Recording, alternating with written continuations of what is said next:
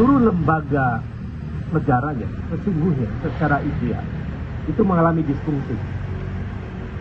Jadi legislatif, eksekutif, yudikatif itu mengalami disfungsi. Di disfungsi institusi negara itu akibatnya tidak ada keseimbangan kekuatan politik. Lembaga eksekutif tidak lagi menjadi instrumen penting untuk berpihak pada kepentingan rakyat banyak.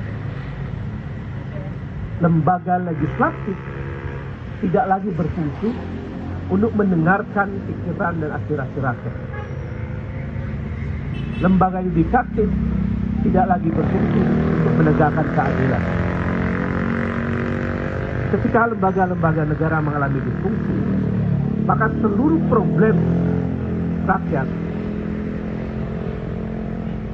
itu tidak mampu ditangkap secara jernih oleh institusi negara itu.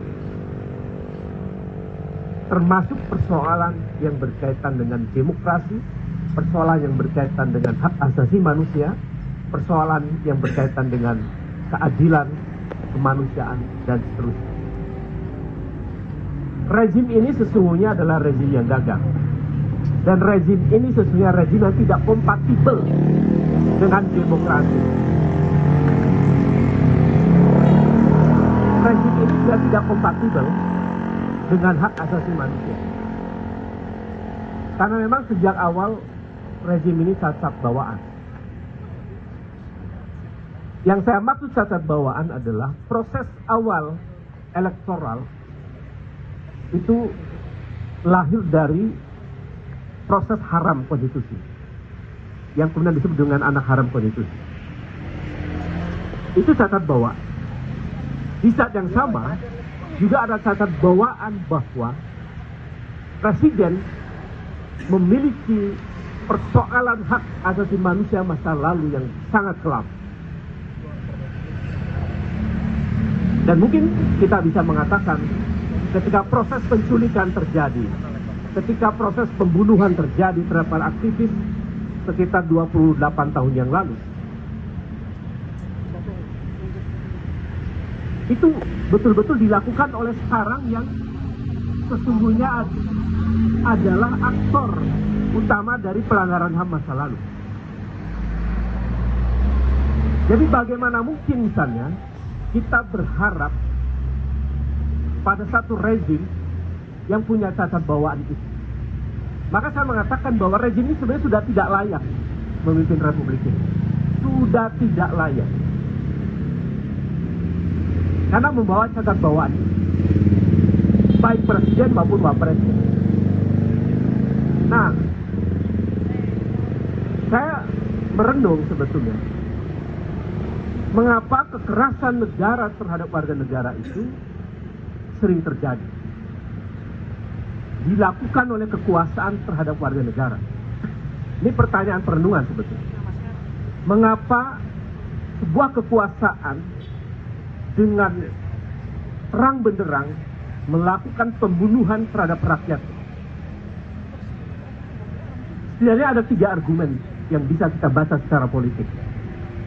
Pertama, kekuasaan yang membunuh rakyatnya adalah kekuasaan yang otoriter. Praktek kekuasaan yang melihat kekuasaan itu, yang menikmati kekuasaan itu sebagai alat untuk mengendalikan seluruh warga negara. Sehingga ketika berkuasa, ada kelompok kritis, ada yang melawan, itu adalah musuh.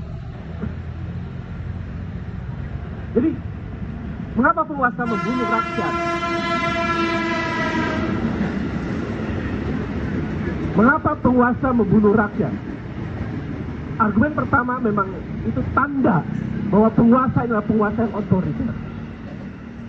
Yang kedua, mengapa penguasa membunuh rakyat? Membunuh mereka yang kritis. Itu adalah tanda bahwa penguasa mengalami ketakutan terhadap mereka yang berbeda. Mengalami ketakutan terhadap mereka yang berpikir kritis. mengalami ketakutan terhadap mereka yang melawan. Itu tanda yang kedua. Tanda yang ketiga, mengapa penguasa membunuh rakyat? Itu adalah tanda bahwa penguasa sudah tidak punya legitimasi moral dan tidak punya legitimasi pengaruh untuk mengendalikan rakyatnya. Jadi sebetulnya saya cermati, penguasa semacam itu adalah penguasa yang mengalami penurunan legitimasi. Baik legitimasi kultural maupun legitimasi formal. Secara formal sudah mulai lemah. Secara kultural rakyat sudah mulai speak up, sudah mulai tidak ada rasa takut lagi untuk mengatakan bahwa rezim ini sudah tidak layak memimpin republik ini. Dengan alasan itu mereka membunuh mereka yang mengkritik. Jadi kasus kawan kita atau peristiwa tragis yang sangat sadis terhadap kawan kita Andri Yunus adalah satu upaya sebetulnya, upaya pembunuhan terhadap mereka yang kritis terhadap kekuasaan, terhadap mereka yang menolak remilitarisme. Dan itu adalah fakta empirik yang tidak bisa dibantah. Karena apa? Karena eksekutornya sudah ketahuan kan. Eksekutornya adalah tentara-tentara. Yang belum dibongkar adalah aktor intelektualnya. Saya sudah bicara di beberapa media, siapa aktor intelektualnya? Jelas. Ada 3 kategorinya, yang saya tidak perlu saya ulang di sini.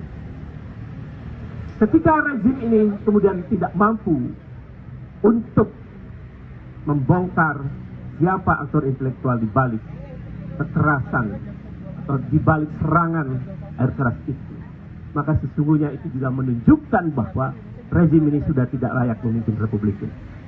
Masa membongkar aktor intelektual saja sesederhana itu nggak bisa? Kan aneh. Sementara menelusuri praktek kejahatan yang lain yang kelihatan tersembunyi, kok bisa mereka? Tapi untuk kejahatan yang sangat terang benderang, mereka tidak bisa. Itu tanda bahwa memang rezim ini tidak layak memimpin republik ini.